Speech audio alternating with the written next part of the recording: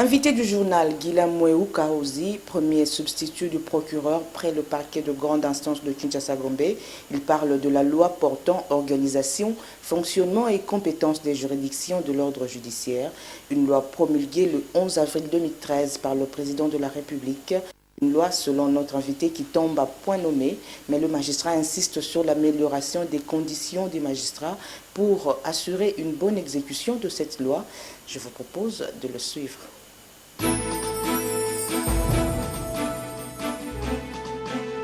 Monsieur le magistrat, bonsoir. Bonsoir.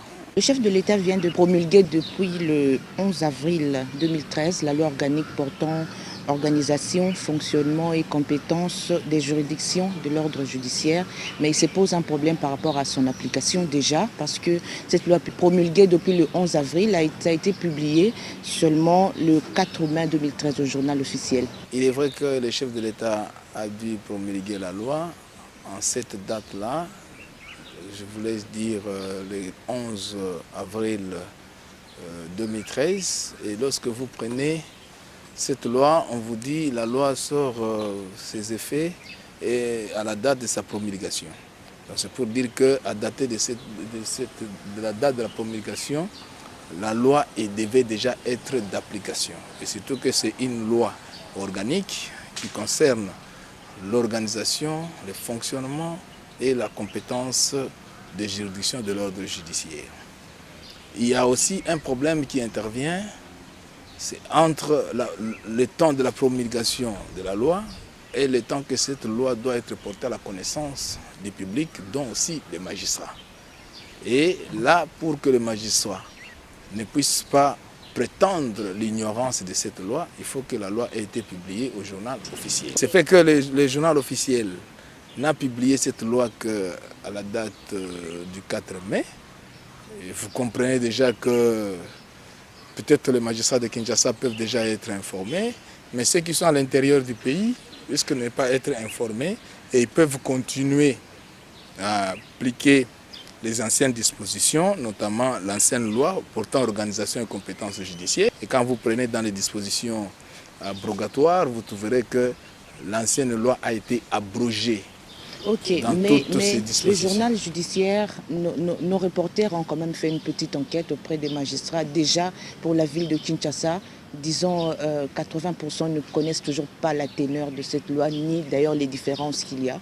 Alors aujourd'hui, c'est une loi qui est déjà d'application, mais avec 32 jours de vide juridique.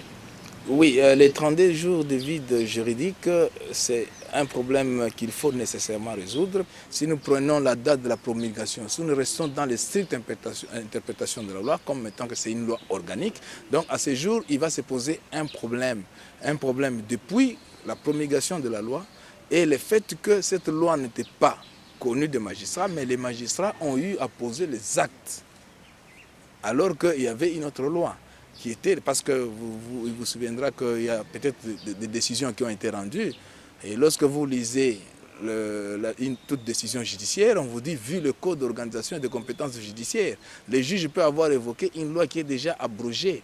Voilà le problème. La première loi qui a été abrogée souffre déjà par rapport à son application. C'est encore difficile pour les magistrats d'appliquer.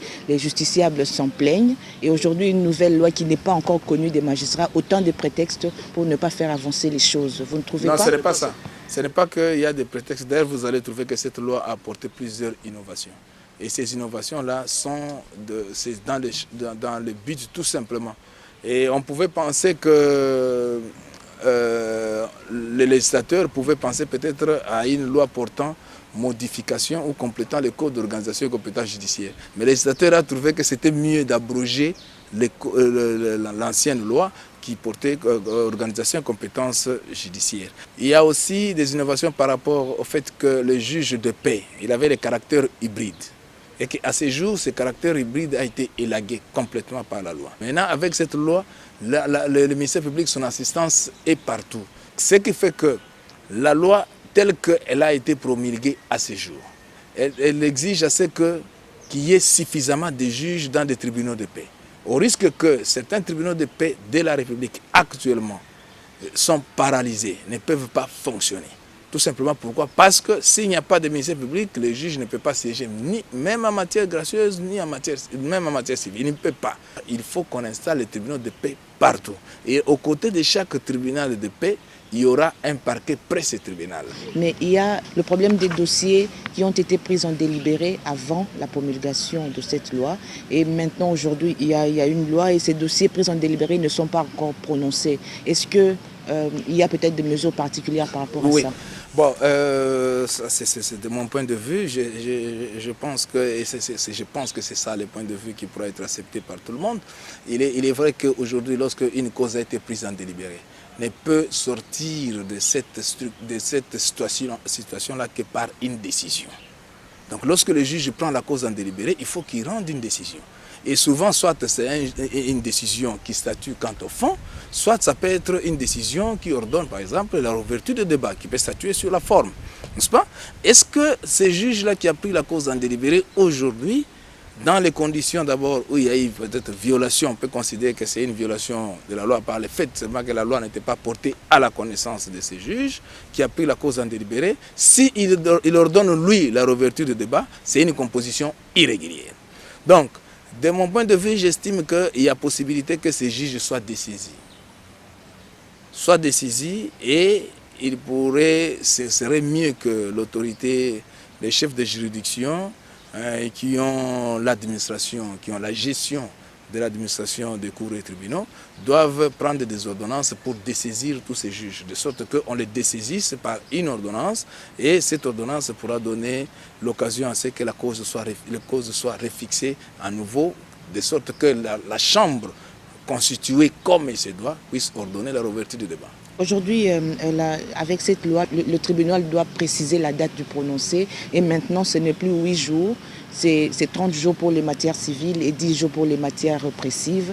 Est-ce que vous pensez que c'est réaliste? Le législateur a constaté que lorsqu'il avait fixé 8 jours, vous vous souviendrez que lorsque vous prenez même la Constitution, on a parlé du délai raisonnable. Et dans les délais qui n'est jamais respecté dans tous les cas. Oui, les délais raisonnables allaient jusqu'à peut-être à 15 jours, n'est-ce pas? Maintenant, aujourd'hui, le législateur a fixé les 30 jours. Et les juges ou la composition qui n'aura pas respecté, d'ailleurs, le législateur a même prévu un mécanisme où si les juges la composition n'est pas en mesure de rendre la décision dans les 30 jours en matière civile, ils doivent obtenir du président de la juridiction une dérogation. Et cette dérogation, elle a été aussi limitativement déterminée par les législateurs. Et lorsque vous prenez les statuts des magistrats, vous allez trouver qu'elle est constituée d'une faute disciplinaire dans les chefs du juge qui n'a pas respecté les délais pour rendre la décision. Alors ça sera tous les juges qui seront sanctionnés? Non, cela veut dire quoi? Toutes les juridictions. Oui, c'est pour dire que les juges sont appelés à faire application de la loi. C'est ainsi qu'on a mis les chefs de juridiction devant les responsabilités. Il faut que la population du Sud doit savoir que lorsque le juge a fixé la date, parce que vous voyez, il y a une conséquence par rapport à la notification. On vous dit que lorsque la partie n'a pas été informée du prononcé, les délais pour interjeter appel ou pour faire usage des droits de recours commencent à courir à dater de la signification. Vous voyez, alors lorsque le juge fixe, parce que dans l'ancien texte, lorsque les juges fixaient, lorsqu'ils prononçaient le jugement dans les délais légaux qui étaient de 8 jours, le jugement était contradictoire. Et lorsqu'ils fixaient une date, et qu'à cette date-là, il prononçait réellement la décision, cette décision était réputée contradictoire. Maintenant, aujourd'hui, le législateur a donné le timing. Il vous dit, les juges en matière civile, il n'a que 30 jours pour prononcer. S'il ne sait pas le faire dans les 30 jours, il doit justifier et c'est le président qui doit prendre une ordonnance pour lui accorder ce délai qui est prévu à l'article 41. Donc, c'est pour dire que le président, avant de signer cette ordonnance, vous devez justifier pourquoi vous avez gardé le dossier. Et si vous n'avez pas une justification à donner, le président de la juridiction est appelé à pouvoir constater tout simplement que ce juge n'a pas respecté les délais. Et lorsqu'il n'a pas respecté les délais pour rendre la décision, c'est une faute disciplinaire et ça entre dans ce qu'on appelle manquement au devoir de son État. Monsieur le magistrat, il y a aussi des dossiers, des dossiers plaidés, communiqués au ministère public pour avis et qui sont rentrés après la promulgation de cette loi. Et quel sera leur sort? Oui, parce que ces dossiers là-bas, vous allez constater aussi qu'en cette matière-là, lorsque il y a des dossiers qui ont été communiqués au ministère public pour avis, les dossiers ont été communiqués dans quelles circonstances? C'est lorsque le juge qui a assisté, qui a clôturé le débat, le jour où les partis ont pu plaider et le ministère public a demandé le dossier, c'était une composition irrégulière. Si nous prenons la date de la promulgation, c'était une composition irrégulière. Alors, tous ces avis là-bas doivent nécessairement rentrer au tribunal, de sorte que la composition régulière puisse encore ouvrir le débat et communiquer ces dossiers-là au ministère public. Donc voilà comment est-ce que le législateur a essayé un peu de régler tous les problèmes qui ont été posés par les justiciables. Parce que quand régler un problème et peut-être en créer d'autres du point de vue de certains justiciables. Aujourd'hui, les magistrats du parquet sont obligés d'être partout, être dans toutes les juridictions ou presque, mais avec quels moyens? Il n'y a pas de juridiction qui peut siéger sans l'assistance des autres. Avec quels moyens? Ça signifie que ça sera encore sur le dos des justiciables pendant que... Non, ça ne sera pas sur le dos des justiciables. Cela veut dire que, vous savez, lorsqu'on a recruté 2000 magistrats, il était question que ces magistrats... Quel est l'impact de ces magistrats aujourd'hui? Non, l'impact, c'est que ces magistrats doivent être déployés partout. Et ils sont où à présent? Ils doivent aussi accepter d'aller en province, bon, là où il n'y a pas encore Écoutez, si c'est lui qui est affecté, s'il refuse de pouvoir aller répondre, le statut de magistrat est clair, on peut considérer qu'il a démissionné ou Mais vous savez vous-même en toute sincérité qu'il y a des magistrats affectés en province qui traînent encore ici? Pas que je ne suis pas chargé de la discipline, je ne suis pas au secrétariat permanent pour suivre le mouvement des magistrats. Je me réserverai de répondre à cette question, mais tout ce que je sais, que les magistrats, à ce jour ici, les magistrats sont appelés à être déployés partout. Parce qu'aucun tribunal de paix, si à l'intérieur du pays, les tribunaux de paix continuent à statuer sans l'absence du ministère public, ils sont en train de violer cette loi. Donc cela veut dire aujourd'hui il y a péril en demeure. Donc il faut qu'on affecte les magistrats les plus possible. Magistrats du parquet, c'est une joie pour vous. Et que répondez-vous à ceux qui estiment que maintenant les magistrats du parquet vont commencer à se disputer les dossiers avec les juges? Non. L'expression là, c'est disputer les dossiers avec les juges, c'est une expression. Choisir les dossiers qui payent. Oui, mais non. Qui sont, non, vous savez que quand vous prenez cette loi, vous savez que les magistrats du parquet a été placé sous l'autorité du ministre de la Justice. Ça, vous savez, c'est écrit dans la loi, non? Oui, donc cela veut dire aujourd'hui que les magistrats du parquet est sous l'autorité du ministre de la Justice. Donc ce qui fait que le gouvernement prendra toutes ces dispositions utiles pour que les magistrats puissent arriver au lieu où il sera affecté. Parce que son autorité voudrait bien qu'aujourd'hui que la justice se rapproche des justiciables.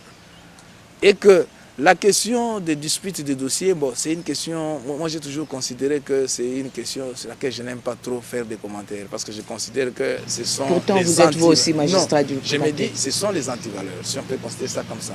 Et sur les antivaleurs, je ne préfère pas donner, en parler, parce que je considère déjà moi, par rapport à ce que moi je suis, je considère qu'une antivaleur reste une antivaleur et l'antivaleur est appelé à être sanctionné. Donc les magistrats qui se versent dans l'antivaleur, ils doivent être sanctionnés. Et je serai de cet avis-là. Mais lorsque on veut couvrir une antivaleur, je ne suis pas de cet avis-là et je ne voudrais pas en parler. Monsieur le magistrat, beaucoup d'innovations dans cette loi organique, notamment par rapport au pouvoir des magistrats dans les cours d'appel, au premier degré et au second degré à la Cour suprême de justice par rapport aux crimes contre l'humanité et des génocides. Est-ce que les magistrats, vous pensez qu'ils seront capables de gérer ce genre de dossiers? Ils seront formés pour ça, d'autant plus qu'aujourd'hui, on sait que c'est le politique qui influence toujours les décisions des magistrats. Oui, bon, je sais que dans les statuts des magistrats, il est prévu que les magistrats doivent être toujours recyclés. Les magistrats ont droit à une formation. Donc, ce qui fait qu'en prenant cette loi, il y aura des mesures qui seront prises pour que les magistrats soient formés. Vous n'êtes pas d'avis que tant que les conditions des magistrats ne seront pas réunies pour abattre un travail de qualité, tout ça ne sera que des textes? Là, je vous réponds maintenant en tant que syndicaliste. En tant que syndicaliste, là, je vous réponds en disant que c'est bien, nous avons les textes, on nous demande d'appliquer ces textes-là, mais aussi, il ne faudrait pas, comme j'ai toujours dit, le pouvoir judiciaire, c'est la femme de César. Et la femme de César, elle ne doit pas manquer même les minimums possibles. Donc à ce jour, il est vrai que le salaire des magistrats a été donné une fois en public, où on sait que les magistrats touchaient autant, que nous considérons que cet argent n'est jamais arrivé, n'a jamais été payé, et nous avons besoin que cet argent nous soit payé. Et lorsqu'on paiera les magistrats, c'est bien beau que nous ayons des textes et nous sommes contents qu'on a mis un outil de travail à notre disposition, mais nous disons qu'en dehors de cet outil de travail, on devra nous mettre dans des conditions pour que nous fassions notre travail comme il se doit.